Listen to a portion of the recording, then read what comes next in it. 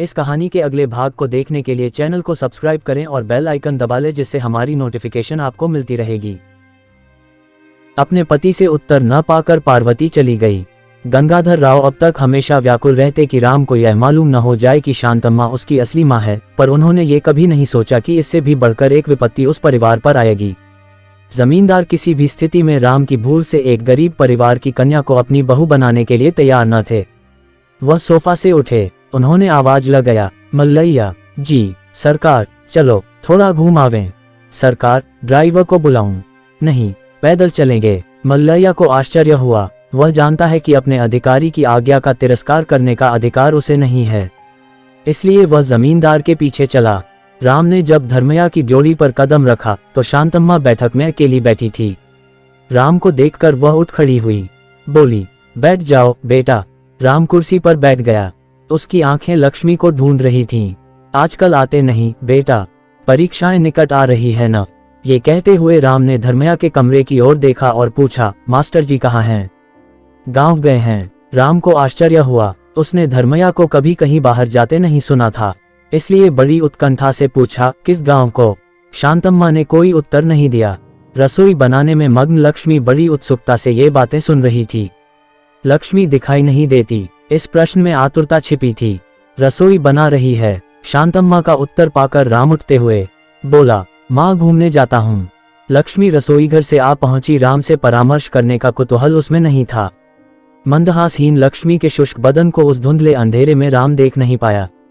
राम अनुभव करता रहा कि वह वहां पर एकाकी व पराया बना हुआ है। जाते जाते राम ने फिर पूछा, हाँ भूल गया, मास्टर जी किस गांव गए हैं?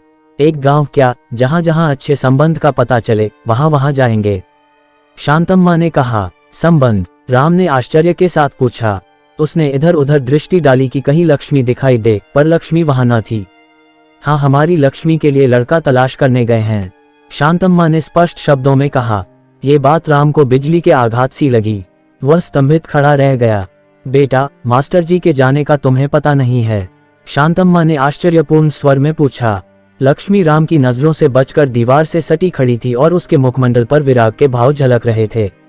राम ने एक बार दीर्घ श्वास लिया, पर उस हल्की रोशनी में शांतम्मा देख नहीं पाए। बेटा, तुम ये जो उपकार कर रहे हो, इसे तुम्हारे मास्टर साहब जिंदगी भर भूल नहीं सकते। ये शब्द कहकर शांतम्मा राम के उत्तर की प्रतीक्षा करने लगी। राम देखता रहा। तुम अपने पिता से कहकर लक्ष्मी की शादी में जो मदद कर रहे हो, उससे मास्टर साहब बहुत ही प्रसन्न हैं। शांतम्मा ने पुनः कहा। हाँ, सिर हिलाते हुए राम ने कहा।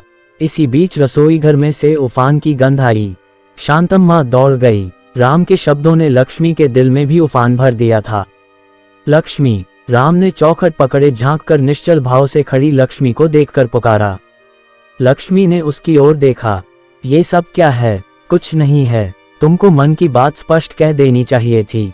इन शब्दों के साथ वह राम के सामने आ खड़ी हुई और बोली, इसमें मेरा दोष ही क्या है? मुझसे छिपाकर तुमने सारे प्रबंध किए, मुझे ऐसा दंड क्यों दे रहे हो? उल्टा मुझ पर इल्जाम लगा रहे हो। अब मुझे भूल जाओ, यहाँ से चले जाओ। अपने भावों पर नियंत्रण न कर सकने की हालत में लक्ष्मी ने ये शब्द कहे और उमड़ने वाले दुख को रोकने का प्रयत्न करते हुए अपनी आंखों को ढक लिया। शांतम्मा ने रसोई घर से लौटते हुए इस दृश्य को देखा। राम अपनी सफाई देना चाहता था, पर शांतम्मा को देखकर चुप रह गया। मैं बगीचे में जाता हूँ, इतना कहकर राम घूम पड़ा और चला गया। शांतम्मा के आश्चर्य की सीमा न रही। लक्ष्मी के कंधे पर हाथ रखते हुए बोली, लक्ष्मी। फिर थोड़ा ठहरकर शांतम्मा ने कहा, मैं कोई पराई नहीं हूँ, क्या मैं नहीं सुन सकती? लक्ष्मी घूम पड़ी और शांतम्मा के हृदय में सिर छिपाकर मामी कहती हुई रो पड़ी। शांतम्मा की आंखों में आंसू छलछला उठे। लक्ष्मी के सिर पर हाथ फेरते हुए बोली, वह हाथ लगने वाला फल नहीं। मैंने भी ऐसी किस्मत को देखना चाहा था, पर शांतम्मा का कंठ गदगद हो उठा। लक्ष्मी अपने मन को संभाल न सकी। अपने पिता के कमरे में जाकर बिस्तर पर गिर पड़ी और फूट फूट कर रोने लगी। राम ने कहा था, मैं बगीचे में जाता हूँ। इन शब्दों का अर्थ लक्ष्मी समझ गई थी। अर्थात राम चाहता था कि लक्ष्मी एकांत में बगीचे में उससे मिले, इसलिए संकेत रूप में उसने ये शब्द कहे। सीधे जाकर वह बगीचे में अपनी जगह पर बैठ गया। राम को इस बात का बड़ा दुख हुआ कि उसके पिता उससे छिपाकर लक्ष्मी की शादी का प्रबंध कर चुके हैं। उसकी आंखों में पिता की गंभीर मूर्ति झलक आई, परंतु जिस पिता के प्रति उसके मन में आदर का भाव था, उन्होंने ये गलत किया। अतः राम के मन में पिता के प्रति क्रोध भड़क उठा। बड़ों के प्रति जो विनय तथा आदर प्रदर्शित किया जाता है, उसकी भी सीमा होती है। मल्लैया की निगरानी के दृश्य एक बार उसकी आंखों के सामने ताजा हो उठे। उसने सोचा कि प्रेमपूर्ण हृदय में प्रतिष्ठित लक्ष्मी की मूर्ति को बल से हटाने का कोई प्रयत्न करे तो इससे अच्छा यही होगा कि प्राणों का अंत ही कर दिया जाए। सूखे पत्तों की खड़खड़ाहट सुनकर राम की विचारधारा टूट गई। उसने चौंक कर देखा, पौधों के झुरमुट को चीरकर फैलने वाली चंद्रमा की किरणों में कोई आकृति बड़ी चली आ रही है। राम उठ खड़ा हुआ। अचानक पत्तों की खड़खड़ाहट रुक गई। राम भ्रम में पड़ा, कहीं लक्ष्मी तो नहीं है। परंतु मल्लैया को देखकर गहरा निश्वास लिया, फिर अपनी जगह पर जा बैठा।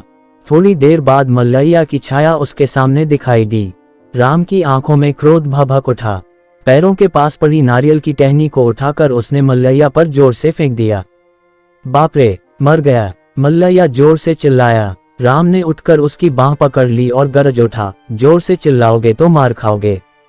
मल्लैया कांपते खड़ा रहा। यहाँ किस लिए आए हो? मल्लैया ने कोई जवाब नहीं दिया, कांपते हुए खड़ा रहा। राम को अपनी करनी पर पश्चाताप हुआ। उसने जेब में हाथ डाला। 5 रुपये का नोट उसकी ओर बढ़ाकर कहा, ये लो, पिताजी से कुछ मत कहना।